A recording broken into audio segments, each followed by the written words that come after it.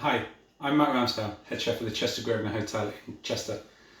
Today I'd like to present my dish, duck Rilette and cherries. This is inspired by the cherry tree we've got growing in our garden.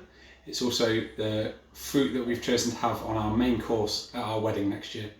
So in the bottom we've got a sour cherry puree, followed by a Confit duck leg Rilette. This is made from ducks from Loomswood Farm just on the border of Cheshire.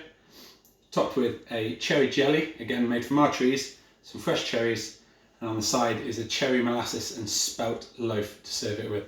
Good luck everyone.